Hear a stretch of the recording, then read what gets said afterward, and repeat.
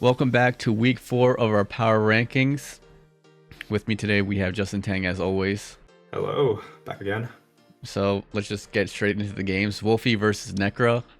Wolfe was very concerned about her team this week, but he failed to mention that she has one fairy resist. Actually, Yeah, I was no. gonna say. Fletchender, no, this thing is not a fairy resist. It's not. It's No, it's normal. not. It's still normal flying. Yeah. Yeah. I'm looking at the red and I'm like, it's a fire. No, it's not a fire type. Fake fire type. Yeah, she Yeah, no, has no Wolfe. fairy resist. I know.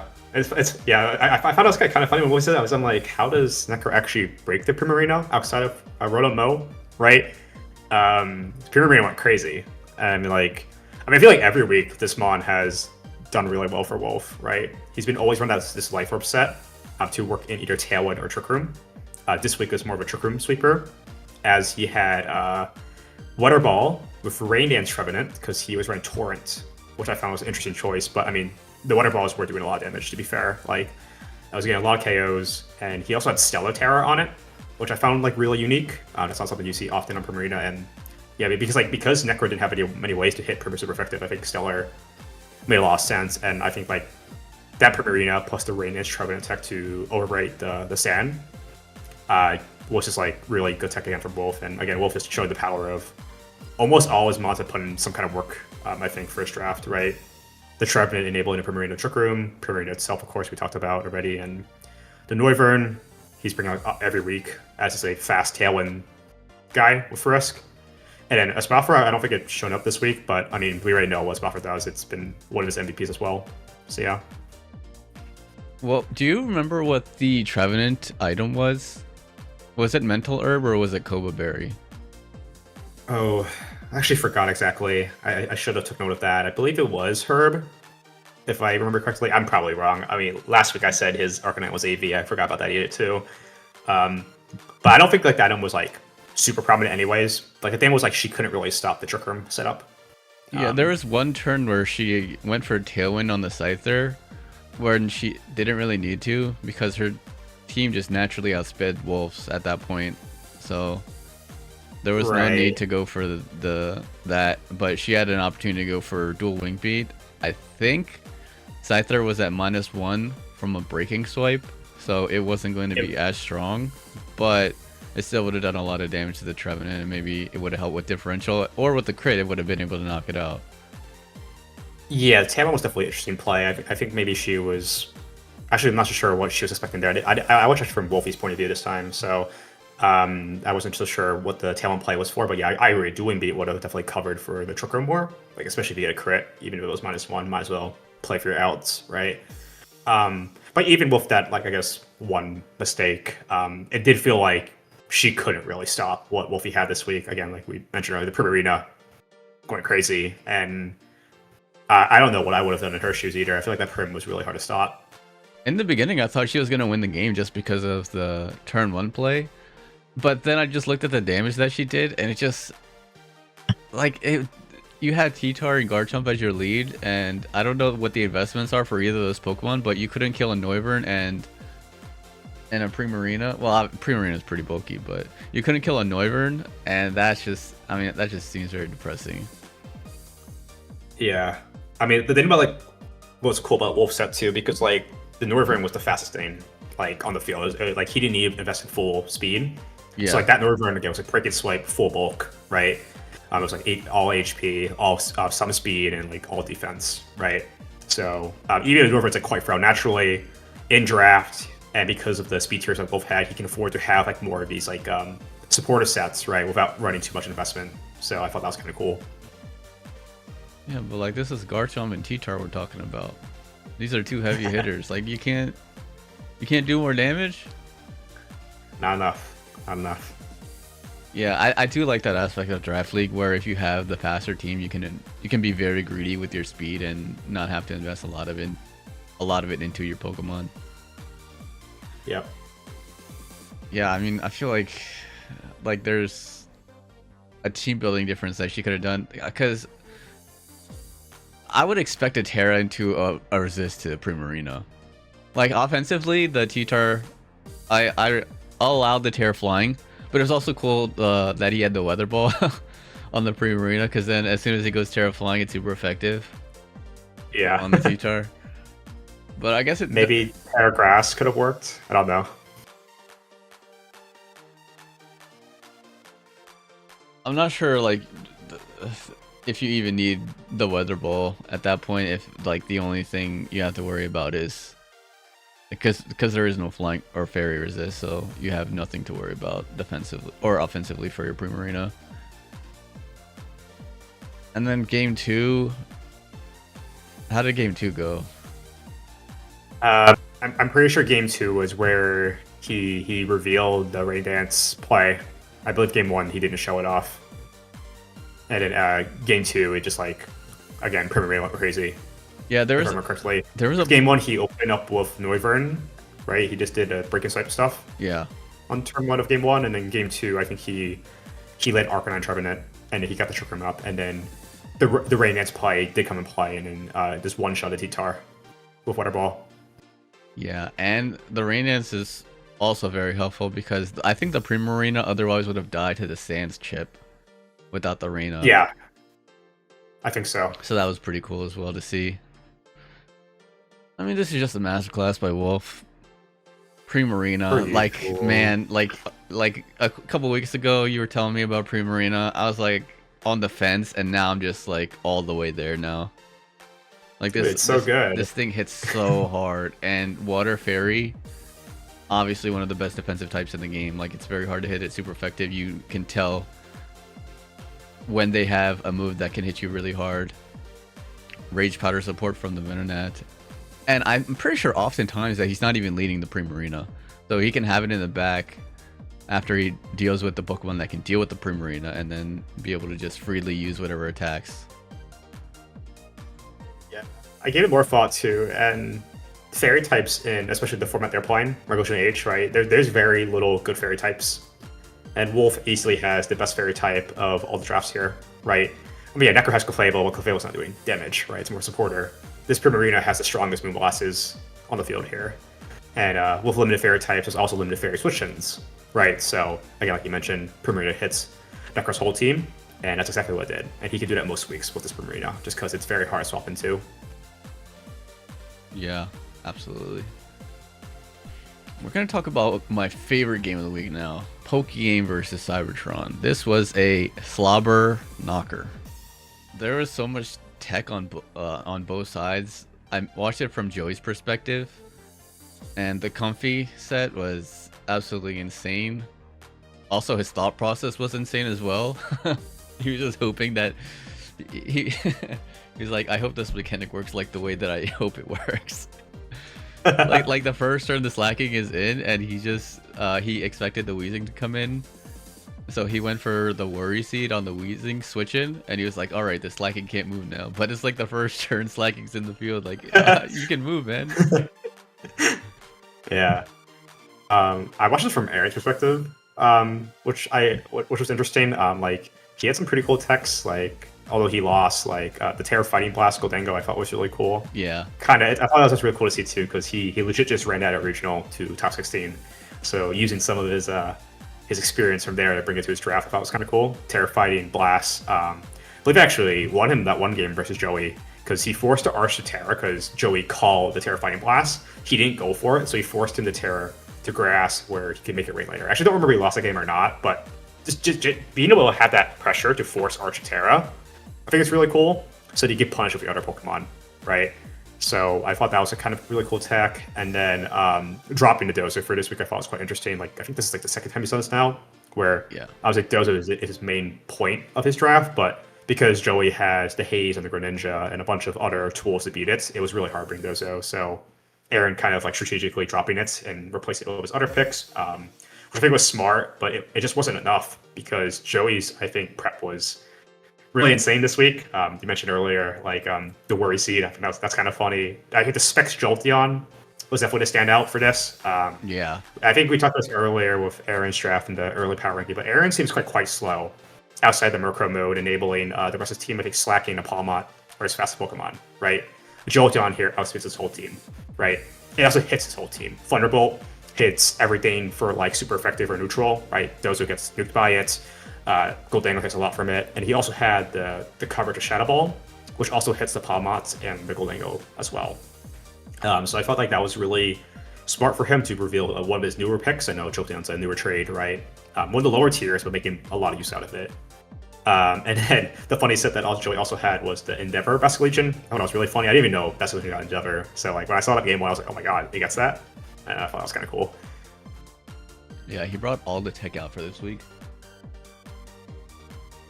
Yeah, he's been cooking. In game 2 was where he didn't Terra the arch. Okay, I misremembered then. Yeah. And it just died. Yeah, it just died, and Joey was considering. He was actually considering, oh, do I grass? He's like, no, I don't need a Terra grass here because I just live any hit, and then boom, Terra. Joey was like, oh no. As soon as he saw the Terra on the Goldango, he's like, oh no. and then game 3, we got hashtag adjusted. That's my goat, James, Pokeaim, and Joey. His name's not James, man. His name is Joey. Show some respect to Uzi Gunner. He Terra'd the. He Terra'd the arch in game 3, right? Yeah, he did. The Terra Grass Arch is hard to move. Yeah, and so that was more difficult to kill, and then Jolteon offensively was able to pick off everything in the late game. Yeah, the Shadow Ball end game, because he was playing around. He's like, oh, there's no way he can hit me now, right? And then he real Shadow Ball's like, oh, okay, now it's over. I mean, you could still go for Thunder. Thunder's just as strong too, so it doesn't really matter. But yeah. Yeah, this is my favorite game. Like, they just went back and forth. They had good techs that they showed off in both games, in all 3 games, and it was the only game. It was the only set to go to game 3 this week. Yeah, because of that, I think that definitely made the most entertaining for me as well, as close as it was. And yeah, I think like each coach showing like their tech work is always the best part of draft, I feel. So like I thought it was cool to see that back and forth play. I'm just gonna mention again, man. Like, Joey, like, what do you think is gonna happen when you see a Pokemon that's on the turn? it's like it didn't move yet. Joey was. I know Joey knew what it was. He was just playing it for the audience. That's what he does. He's an entertainer. Oh, that's so true. All right, next we go to James and Uzi, who are very close in the playoff race. They have the same record at this point, 2-1, going into this game, or no? Yes, they both were 2-1. And this was interesting because I was watching from James' perspective, and I thought his techs were kind of nuts. I think the main thing that caught my eye was he had 0 protects, like not a single mon. He had 2 Choice Mons, Choice Scarf on the tails, which was really cool. Tech energy being really good. Yeah. I was thinking it's a tailwind even. That was huge. And then he also had Choice Specs Delusion, which didn't come. He was always been the same 4, and again like no protects. And he had some pretty crazy sets as well, like the Assault Fist in the race to take better hits from Typhlosion, the special Dragapult. And then I think another thing that caught my eye was the Rever Room. I feel like he's always bringing the Rever Room or like thinking about bringing it. Like, Rever Room in his draft was definitely the mon I thought the least about, but it actually did really well this week. The Life Orb Gunk Shot killed a Rakmonid, I think at center point, and the high horsepowers were also like really strong. Being able to threaten killing Typhlosion, the toxicity, right? Just like it hits way harder than I thought it did, and it actually put so much work. So that's definitely kind of something that surprised me. Defensively, it was just very good for him because late in the game, Uzi didn't really have a way to hit the Rever Room that well. Right. And this was just a very fast-paced game. We kind of mentioned that Uzi has a very hyper offensive Tailwind team, and James' team is not really that fast, but the way he built for this week made the game extremely fast. Yeah. I think it was like a 10-minute set maybe. It was a very, very fast game. So yeah. Yeah, running no protect against Uzi's team is kind of crazy because you don't want to stall out turns of Trick Room. I feel like that would be Tailwind. Yeah, Tailwind. I meant. he's not clicking Trick Room. Well, probably not. Right. Probably not. Yeah, the Cinderace. Did he Terra the Cinderace? Because I did remember him mentioning that terraing the Cinderace was a little awkward for him. He did the game 1 to avoid a potential Terra Ghost Terra Blast, and also to try to kill the Pult, and the Pult lived the Terra Sucker Punch. Yeah. The game 1. I thought he would lose from that, to be honest. And the fact he was able to claw his way back against the River Room, because I believe Uzi did a poor Terra. He Terra while the Rakonid too early, and he got killed by high horsepower. I think when game one, and I believe like that was the mistake, because I feel like I felt like he lost a lot of ground after the Terra Sucker Punch, not killing the pole, but he was still able to bring it back. Yeah, I felt like Uzi played that game a little defensively, but that's also because you're still scouting to see what type of moves your opponent has. So it's fair that like you played it that way. Yeah. But there's also the thing that he had Tailwind up with something, and then the Ninetales outsped it. Oh yeah, the scarf tail was outsped. What did it outspeed again? I forgot what mon it was. It had to be the Glade. It's probably the Glade. I don't remember the Pokemon that it had to be the Glade, because I don't think it was. Also we can't forget this. The Ninetales got like 2 Blizzard Freezes. They like froze the Wims, right? And it froze the other guy. I will say this: that is one thing about Uzi. Like game 1, it was a close game, and then he got the Blizzard Freezes. I think he still would have lost that game, because like you have no, like James still was in a comfortable position without the freezes, right? So I felt like that carried over into game 2, where Uzi didn't have the right mindset, and I feel like that also goes into the previous week where he lost to Joey, where his mental is causing him to lose some games, because he got a little tilted in game 2. And he didn't make some optimal plays in game 2 as a result of the freezes. And he also didn't get... I think he got a double heat wave miss, which is absolutely crazy. Oh yeah, he missed heat wave in the River Room. I think that was quite big, because River probably would have died, right? So... I don't think... Unfortunately. I think the heat wave missed on both Pokemon. Yeah, it did. But like, I think the River Room mattered the most. Like that guy was a menace. He had to land the River Room, and he missed on both. So I mean, tilt or not, he definitely got a little unlucky. Yeah, absolutely. Yeah. but I think he could have made the game a lot closer if he was in the right mindset. True. And it's obviously it's very hard to be able to fight the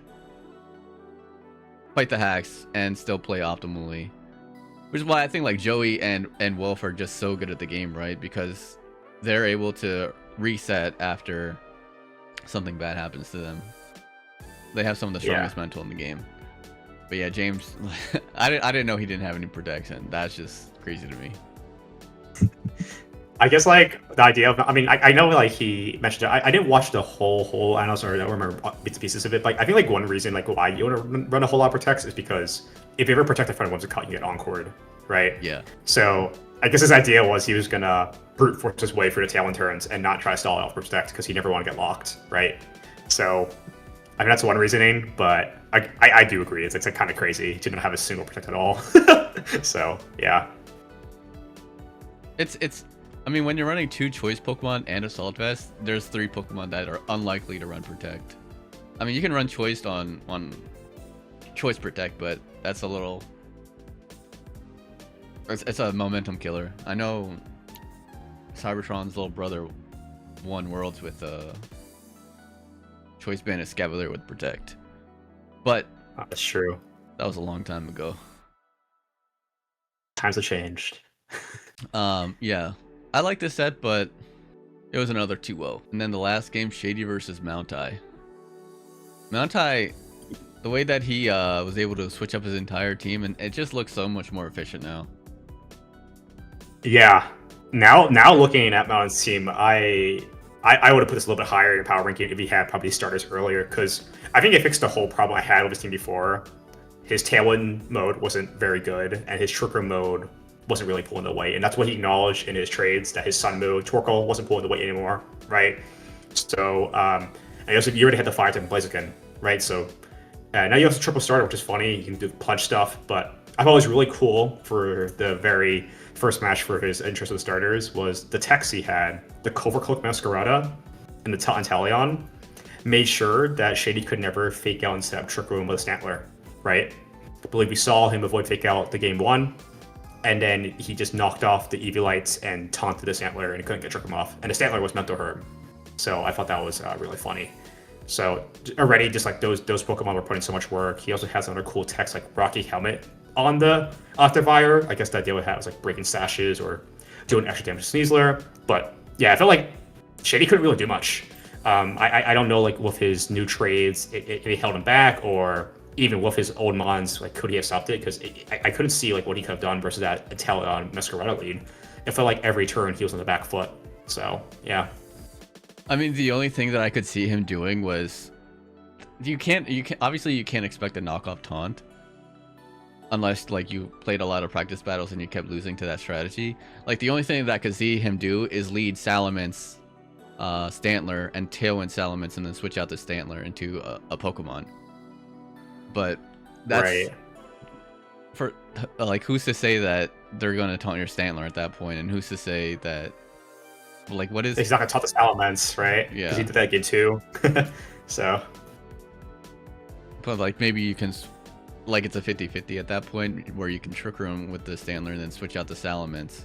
You also have double Intimidate there, so you do a lot of mitigating of the damage of the I mean obviously Masquerada.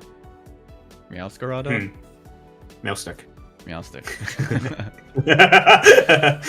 It does have Flower Trick to go around the Intimidates, but I actually did no damage to the Salamence anyway when it did click Flower Trick on it. I'm surprised he didn't bring the Sneasler though, because that seemed like he would have done a lot of work.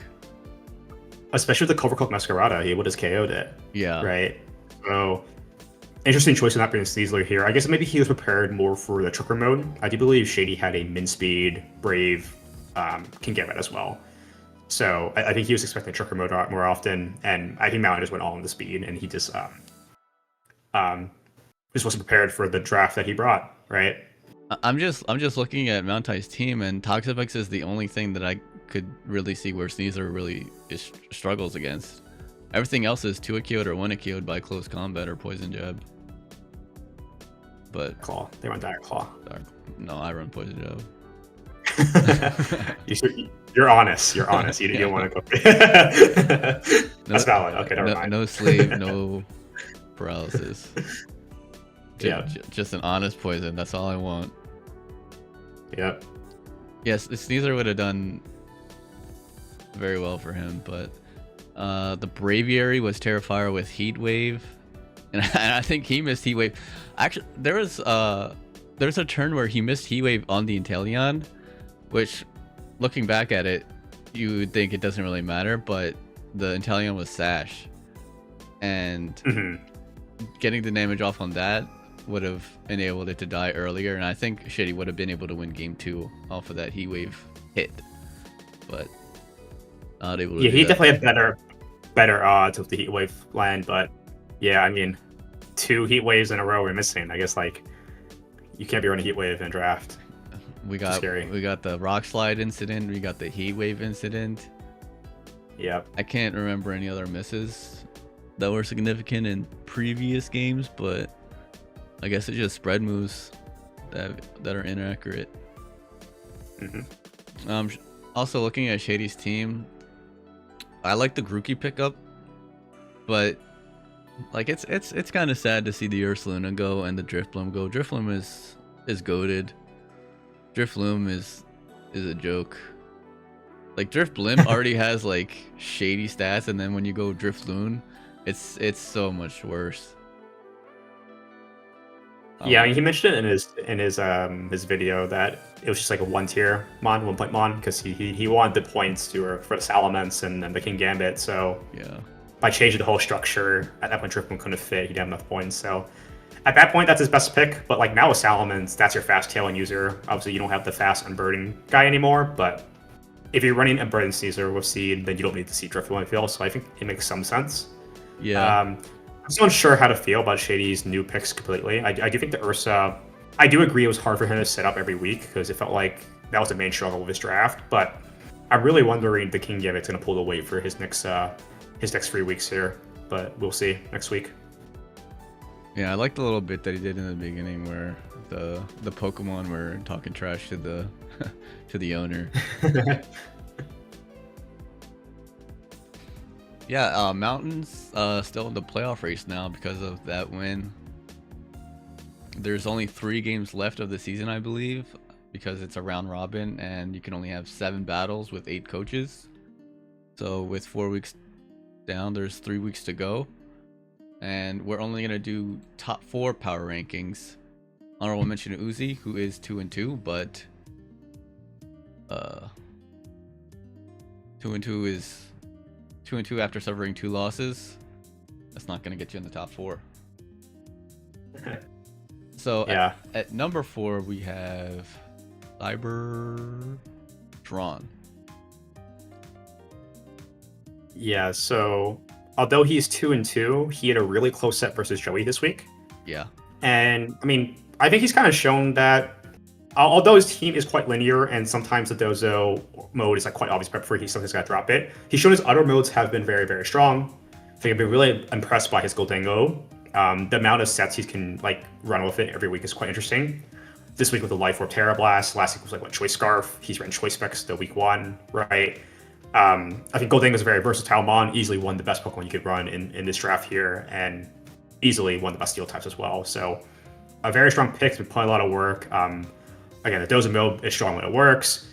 Slacking has also been kind of really good for him. I feel like he's been playing Slacking in a way that's actually very unique, like either running it without losing the first turn, like not always leading Weezing Slacking, and such. And he's just bringing the same 6 bonds every week, and it's been basically almost always working. Well, same like Slacking, Weezing, Almont, Murkrow, Goldango, Dozagiri are the only brings he's bought so far. I don't think he's ever been the Trio and Yanma and Toad School. Like they're kind of just there just to do its own thing. But I feel like with just those 7 mons, he's been putting a lot of work, and I feel like he could definitely make playoffs still. Just gotta win out. So, Hold on, I just saw something.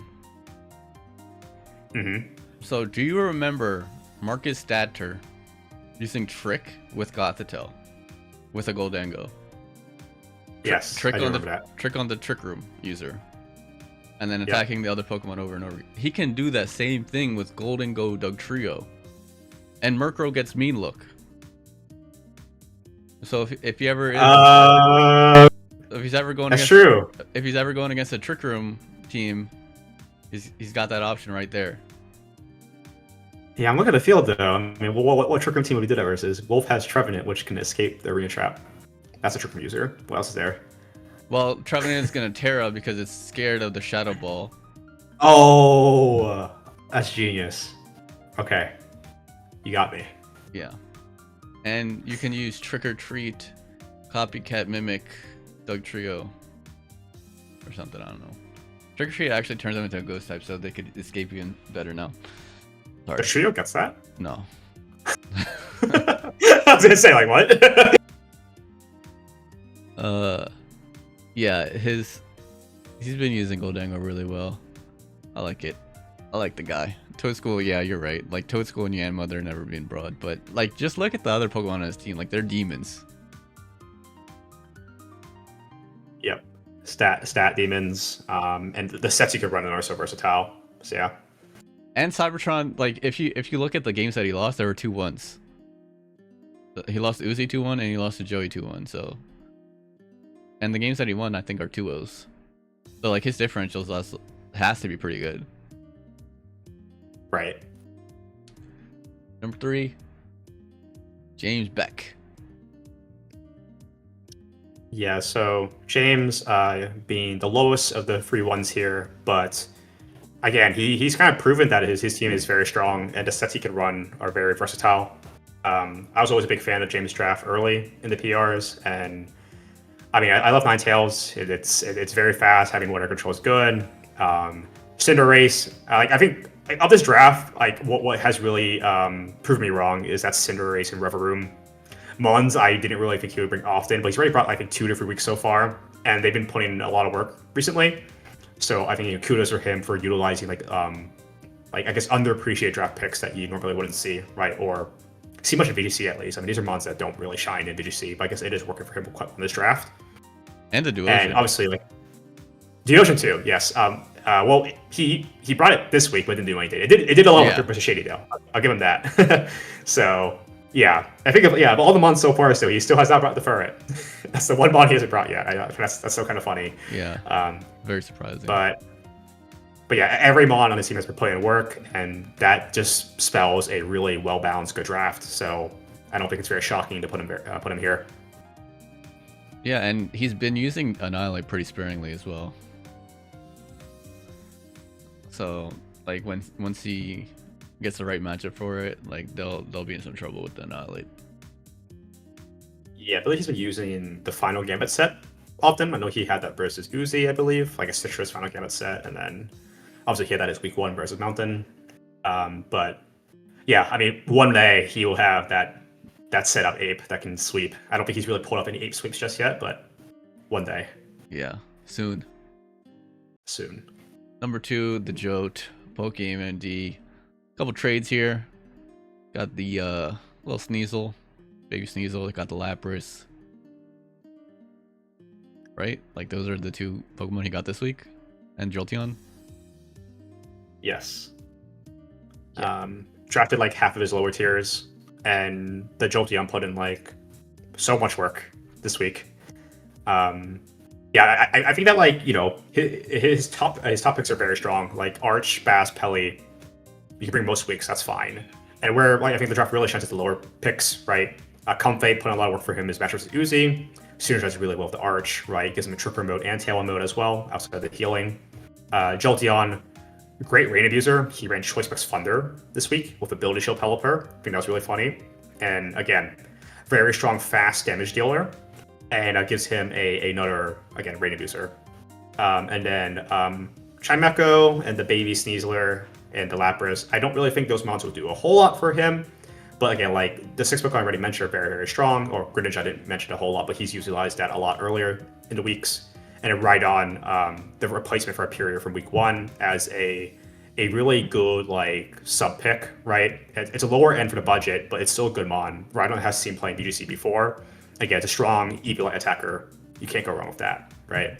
So, just a very well-balanced team. I think it's easily one of the strongest teams in this whole draft, right? Just Rain is so strong. And the way he can play this Rain, he can play Fake Rain, he can play the Tricker mode, right? So many different options here. So, yeah.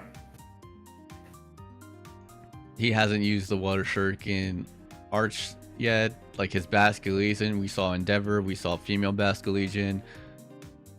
I don't think we've seen him click Last Respects yet, which is going to be scary for anybody that has to face him when he does click it. The Pelipper, I mean, all you need to do is set up Rain and you're good. Anything else that it does is just bonus. Wide Guard, nice. Brave Bird, nice. Everything else is just icing on the cake. Joey's my GOAT. He is the GOAT. The Jote. The Jote. Number 1, Wolfie. Wolf again. But I mean, he is the only 4-0, so kind of have to. I think we've been glazing him for the last 3 weeks now. There's not much more to say besides that Primarina is very good. He likes Spafra. He made it work. Noivern also very good, fast, versatile. His slow mode's really good again, and he's used every mon on his draft, and I think that's easily the most, I guess, like, he used all the mons that all the ones that put into work. It's the most well-balanced draft, and it's the most Wolfie draft ever, which means he can use whatever he wants and ideally win most of his weeks, which he's been doing so far. So, yeah. I'm sorry, I just noticed that there's the musical notes in the background of his logo. Like the purple in the back, there are music notes, and his name is PC Pears. That's really funny. Alright, just made that connection. Yeah, Primarina is a demon. I was just thinking that, like, you don't really have, what water move does it use? Because you have to run the ability, right? Liquid Voice, Aqua, what is it? What is his ability? Because you don't really. Liquid Voice, yes. You have to use that to click Hyper Voice, but because you don't really have good water stab outside of it, right? Yeah, no, not really. I mean, it gets like a sparkling signature move, but it's not like very good. I mean, funny enough, you said that. Wolf ran Torrent this week, so I mean, he doesn't have to run Hyper Voice every week, but I really doubt he's going to go the Rain Dance strat every time. But yeah, most weeks he should just be going Liquid Voice with the stab. stab hyper voice, right? He's doing it every single time so far. Yeah. I mean, like his EV spreads are great. His battling is great. His hair is great. His logo is great. Yo. His stories are great. You're not wrong, but yeah. I'm not a big fan of the tent joke, but it is what it is. Yeah, shout out to Wolfe. Shout out to Joey though. My goat. Shout out to the joke. There's only 3 weeks left in the season. Well, the regular season, and then we got the playoffs. And I'm excited for some of the rematches that are gonna happen in the playoffs. If we guys see the Wolfe aim one again, with all the new trades, I'm curious to see how that plays out. Well, that's if that happens. It will happen. What if Joey could lose the rest of his games? He could be out of the playoffs. Joey could lose round. That's your one. joke, though. That's your goat. That's your goat. He's not gonna lose all his rounds. Why you? Wolfe, The switch up's crazy. I mean, oh, you're right. I don't think it's possible for Joey to ever lose again. Yep. Mathematically speaking. Yeah, he's going 6-1. All right, you called it. You heard it first here. And that's it for the power rankings. See you guys next week.